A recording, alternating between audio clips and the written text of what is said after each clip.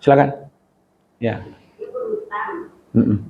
Orang yang diutang itu sudah meninggal. Orang yang punya duit sudah meninggal. Ya. Jadi yang utangnya yang dihutang.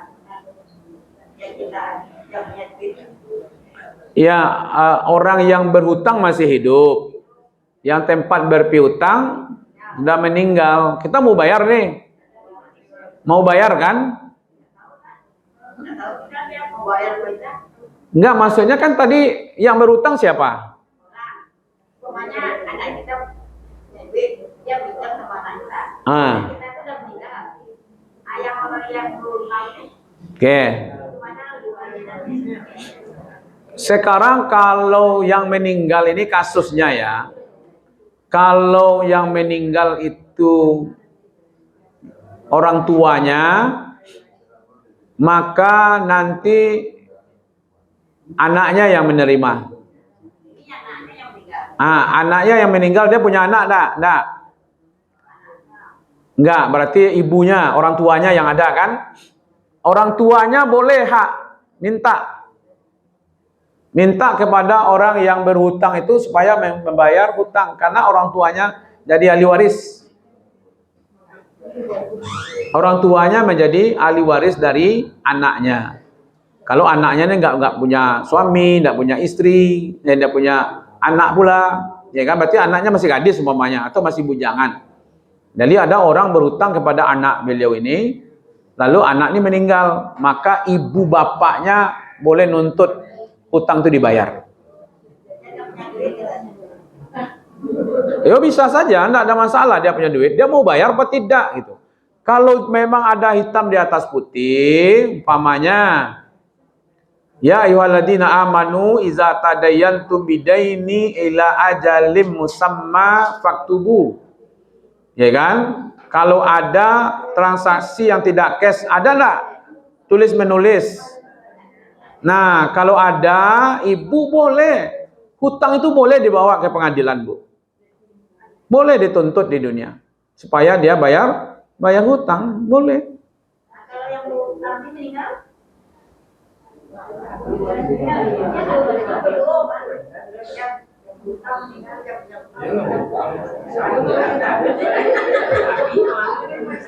Kalau yang berhutang meninggal, sebentar. Kalau yang berhutang meninggal, dia punya waris nak, ahli waris nak. Jadi dulu di masa Nabi itu, di waktu mau diselenggarakan jenazahnya itu memang dicek. Di waktu mau disolatkan itu dicek. Si fulan, nah ada hutang enggak? Kalau dia punya hutang, ditanya oleh Rasulullah itu, ada enggak hartanya untuk membayarnya? Iya kan? Jadi hartanya itu harus dibayarkan kepada hutang. Dia nggak mau bayar. Enggak, kita tidak pribadi dia saja, Bu. Ini kan kajian kita ini untuk bersama ini. Kalau dia tidak mau bayar di waktu hidup, maka dari itu yang hak, kita mau menyelamatkan dia kan? Maksudnya itu kan anaknya ada nak gitu. Ahli warisnya ada nak. Nah, gitu. Kalau ada, nah ini kasus-kasus yang ada ini, kalau anaknya ahli warisnya ada, anak ahli warisnya itu yang membayar hutang untuk ibunya, untuk bapaknya. Nah, dari mana harta pembayar hutang itu? Pembayar hutang itu dari harta warisan. Pamannya ada rumah yang ditinggalkannya, ada mobil yang ditinggalkannya, maka bayar dulu hutang. Orang yang berhutang ini bapaknya ini atau saudaranya ini, kakak ibunya ini, baru sisanya nanti baru disebut harta warisan. Tapi kalau kasusnya yang ibu anggap itu, ini orang ini berhutang ini, lalu dia meninggal, tidak ada keluarga, dia sebatang kara saja. Sebatang kara berarti mana? Anak tidak ada, suami tidak ada, istri tidak ada, apa tidak ada kan? Maka dari itu orang yang hidup ini dimotivasi supaya mau memaafkan dia, mengikhlaskan hutangnya, merelakan hutangnya. Saya nggak mau deh Ustaz. Ya nggak mau ya sudah. Berarti nanti di akhirat saja terima. Supaya yang memberikan hutang ini selamat. Jangan dibilang nanti di akhirat saya tuntut Ustaz. Sebelum saya masuk surga, ya lama masuk surga itu. Ya kan, minta saja, ya Allah, si fulan berhutang dan kau tahu sampai akhir hayatnya dia tidak bayar hutang. Saya tidak tahu apa dia tidak mau atau tidak mampu, tapi saya nggak mau bersangkut nanti di akhirat. Saya mohon ya Allah, engkau saja yang membayarnya. Nah gitu, kata Allah, biar saya bayar dengan pahala. Ya kan? Nah, dia itu tergantung kepada Allah. Ya kan? Biar dia urusan dengan Allah, tidak urusan dengan kita. Selamat kita. Tapi kalau ibu tentu di akhirat nanti susah awak tentu ibu. Ya kan? Lama proses itu, awak saja lihat ada. Ya kan? Oke ya? Itu. Baik. Bagaimana kalau orang itu berutang sama kita maafkan saja.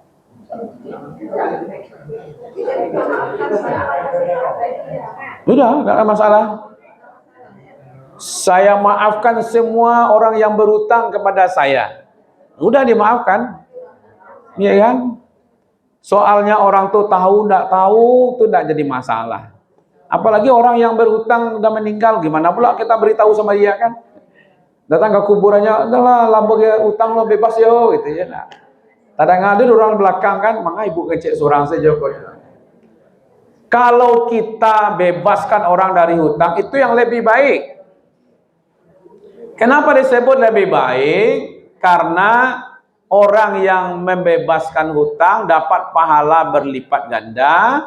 Orang yang berhutang bebas dari tuntutan. Nah itu makanya lebih baik. Ya bagaimana makin tahu? Tapi kalau meninggal mah. Nah kalau hidup boleh diberitahu, tidak diberitahu juga tidak ada masalah. Ya mau dikasih tahu jadi, tidak dikasih tahu juga tidak ada masalah. Kalau memberitahu kita boleh lewat WA juga boleh. Nah, ikut hutang kok menarik nampaknya, banyak hutang ibu pada.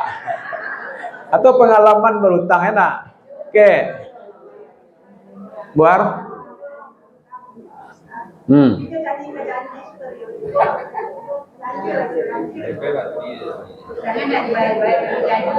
Jadi ada orang berhutang. Hanya berjanji setari membayar. Kecian kayo, kau lama tambah hutang kau ya. Hutang piti je, setelah itu hutang janji je. Karena janji adalah hutang.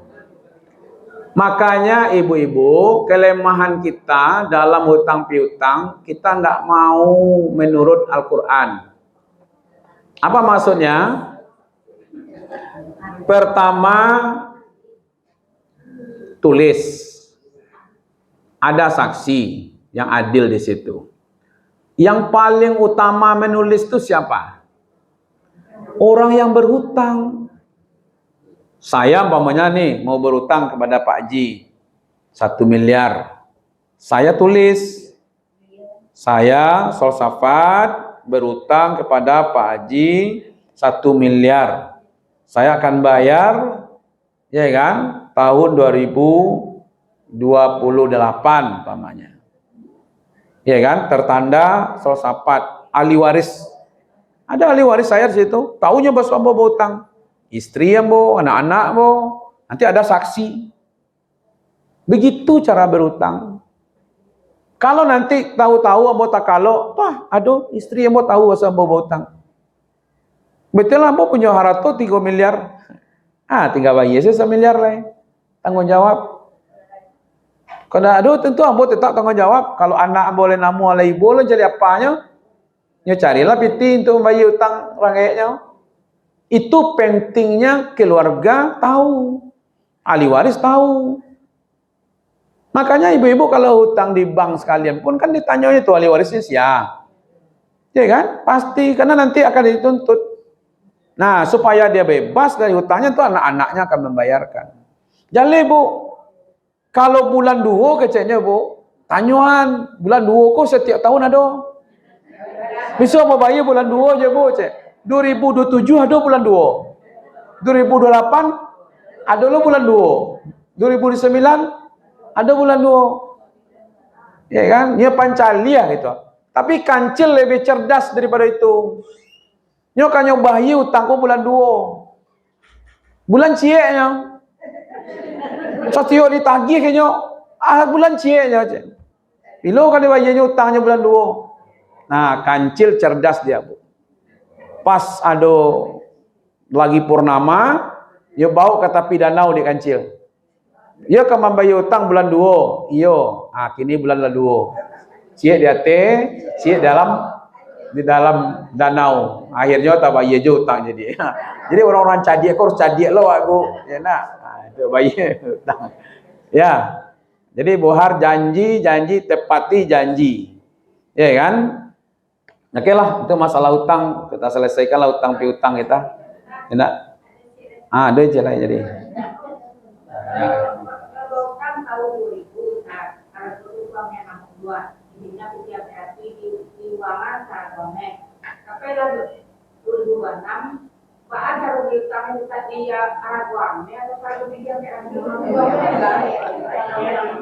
Ibu-ibu, utang itu harus ada akad.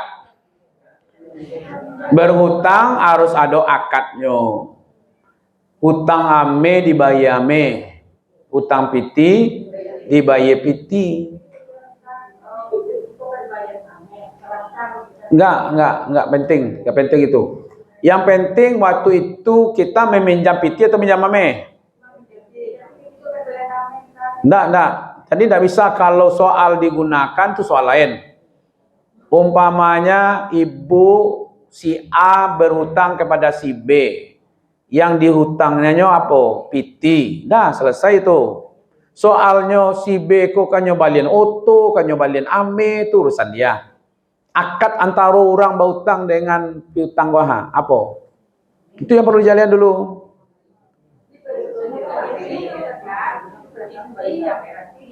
Dah selesai itu. Berarti uang 400 itu yang dipinjam.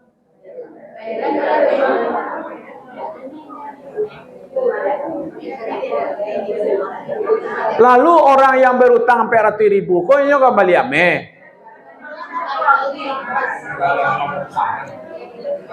Saya punya uang 400.000, lalu si ibu meminjam kamu, piti kok dia mau untuk kembali ame? Bisa. Maka dari itu tidak bisa berakad seperti itu. Ibu mau minjam, ate namo apa minjam? Ate namo piti atau namo ame? Aku piti gua ada kau hampir 100.000, ambo kamu kembali ame. Abalilah kami dulu bu, beko mau pinjam ame bu, jaleh tu. Harus jaleh begitu, ya kan? Kita berakad, yang penting berakad. Ambo bisa meminjamkan ke ibu, tapi akadnya ame. Kenapa harus emas? Karena piti berubah harganya. Sampai 100.000, 20 tahun yang lampau, sampai 100.000 kini berbeda. Gitu ya. Maka itu akadnya harus jelas. Kalau dulu akadnya piti ibu antara ibu dengan dia, maka bayarnya dengan uang. Tapi kalau akadnya, walaupun dibayar dengan uang tidak ada masalah. Pamannya saya mau minjam emas ini bu, 10 gram. Oke, kita pergi ke toko ame. Ya kan? Pak Haji, ibuku kamu minjam ame mau 10 gram. Berapa harga ame? 10 gram. Waktu itu mungkin 10 juta, 10 gram, 1 juta 1 gram. Berarti tercatatlah ibuku meminjam ame 10 gram. Nanti balik ditampai Pak Haji gua. Gitu. Apas 10 tahun setelah itu atau 2 tahun ya, naik ame kok jadi 2 juta sampai 100. Ya, dia mau bayar, bawa bapak tuh kembali ke toko ame tadi. Balilah ame 10 gram dengan harga ame yang kualitasnya sama. Jangan nanti emasnya emas murni, kita tahu bayarnya emas 20 lampe, enggak boleh. Emasnya emas 20 lampe, dibayar cuma ame 20, enggak boleh dong. Ya kan? Abah itu buat jale-jale. Nah, insya Allah kalau itu jelas, ya kan? Maka nanti berakadlah. Kapan perlu dengan emas yang jelas. Batulian di situ, ndak ameh saja dong. Emas murni. Kalau pakai antam, pakai emas antam, tapi orangnya jadi antam loh. Nah, itu. Jadi clear betul-betul, akadnya terus jelas. Tidak ada yang ngoror, tidak ada yang samar-samar di situ. Jadi pada waktu itu ibu berakad dengan orang ini apa? Kalau berakadnya 400.000, bayar balik 400.000. Oh, rencanamu kembali ame, mau Ustaz? Rencana itu berbeda dengan akad.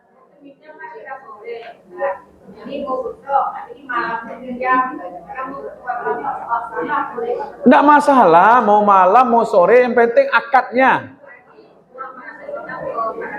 Iya, kalau kita pinjamkan 400, bayar 400. Ya, jangan beko pasta bayang dia awak. Dulu umur rencana kembali ame itu mana? Gini ame lah mahal. Minta ame kini ada.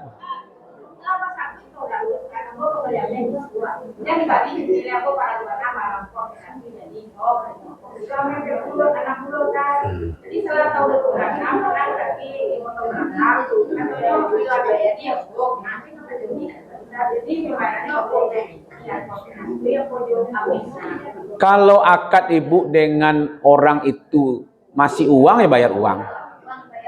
Ya, kalau akadnya emas pada waktu itu, pamannya, ndak usahlah besok ame wa hitung saja, mau bayar dengan ame, barang ame yang ibu balik. Nah, nanti diperjelas setelah malam itu. Tapi kalau tidak, maka akadnya adalah uang. Gitu ya. Oke. Masih masalah utang.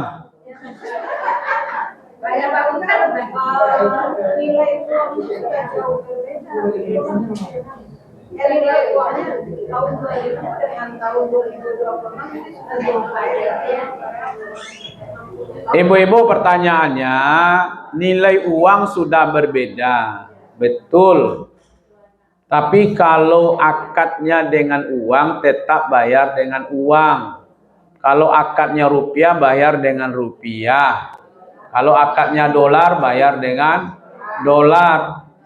Maka dari itu, transaksi yang sifatnya lama, yang bertahun-tahun, ini untuk ke depan ini, kalau ada transaksi yang sifatnya lama bertahun-tahun, jangan bertransaksi dengan uang. Bertransaksilah dengan emas. Nah, gitu.